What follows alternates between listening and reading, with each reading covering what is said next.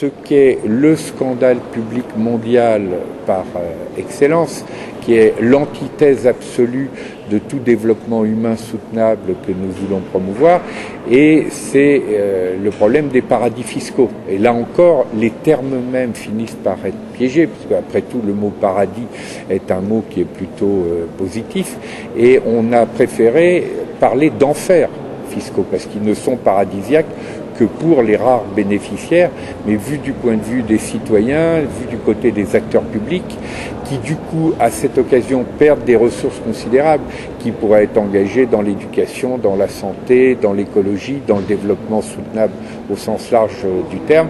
Ce détournement massif de ressources constitue un scandale public mondial. Il est possible de mettre fin à ces enfers fiscaux. Encore faut-il avoir une volonté politique, parce que, en gros, tout le monde prétend s'y opposer, même les plus fervents défenseurs de l'ultracapitalisme ont tourné leur veste sur cette question, mais on nous dit toujours c'est impossible. Alors que d'autres choses qui sont a priori beaucoup plus difficiles et beaucoup plus coûteux, tels que par exemple le sauvetage du système bancaire international, a été entamé, ou pour prendre un terrain très proche des paradis fiscaux, qui est la lutte contre le dopage au niveau international. Après tout, la France seule, au plus mauvais moment de son point de vue d'image, puisque c'était le Tour de France, où des équipes françaises allaient être directement victimes en termes d'image du lancement de la lutte contre le dopage. La France a été capable à cette occasion-là de lancer une initiative internationale qui est maintenant structurante dans le sport international, et pas simplement sur le cyclisme, on l'a vu aux Jeux Olympiques, etc. Pourquoi sur les paradis fiscaux, où il suffirait que les grands États, les grandes entreprises, etc., disent « nous cessons toute transaction, tout commerce avec quelque acteur que ce soit qui utilise la médiation des paradis fiscaux », pourquoi ça serait impossible? On voit bien que là, la question cruciale est en réalité celle de l'hypocrisie.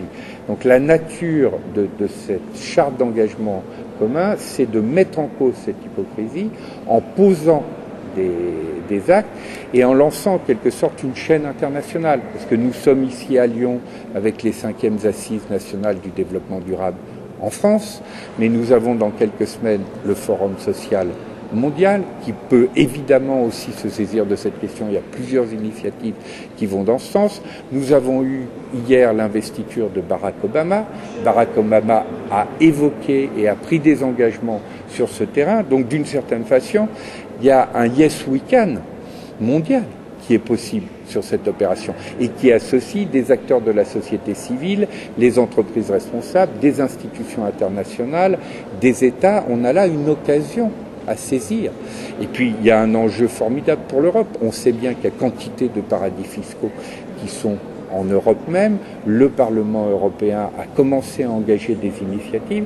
Il est impératif que l'Union européenne et le Parlement européen soient en pointe de l'exemplarité sur ces questions. Parce que sinon, tout ce qu'on raconte sur le développement soutenable, sur les réorientations nécessaires de modes de production, de consommation, etc., seront évidemment complètement décrédibilisés si sur une opération fondamentale, source de revenus déterminant, Lester Brown, dans son plan B mondial, puisque Lester Brown est le parrain de ces assises, avait évoqué la nécessité de trouver 173 milliards de dollars. 173 milliards de dollars, c'est pas grand-chose.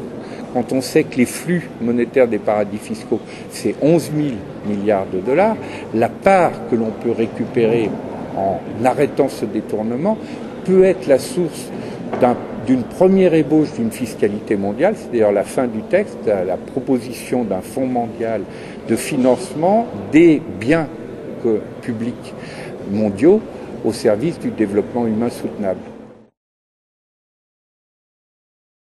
Les paradis fiscaux sont aussi le poumon de 3 grands trafics mondiaux qui sont les trafics d'armes, les trafics de drogue et les trafics de corruption.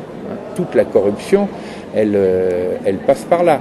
Et donc évidemment qu'on s'attaque là à des forces qui sont numériquement toutes petites, mais qui sont financièrement énormes et qui vont jouer de toute leur force. Et si, pour le moment, on n'a rien fait, c'est parce que les lobbies qui sont liés à ces différents, non seulement paradis fiscaux et enfers fiscaux, mais justement liés au grand trafic, et notamment au grand trafic de drogue, grand trafic d'armement et au grand trafic de corruption.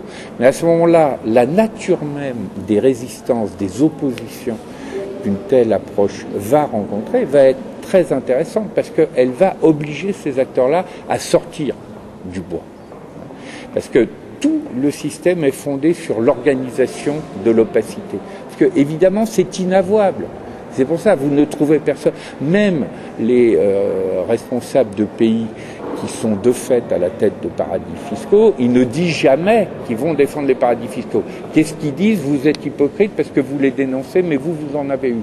Hein, c'est ce que fait Jean-Claude Juncker par rapport à Nicolas Sarkozy quand il lui dit balayez devant votre propre porte avec Monaco, etc. Bon, mais il faut arrêter ce système où chacun se renvoie mutuellement la balle pour s'autoriser à ne rien faire.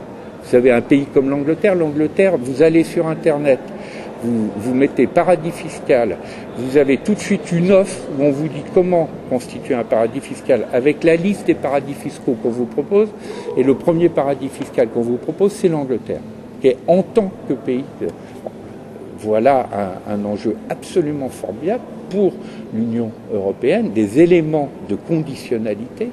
Si par exemple la Grande-Bretagne envisage de passer à l'euro, puisque c'est un débat récurrent qui revient, voilà un élément à mettre dans la négociation.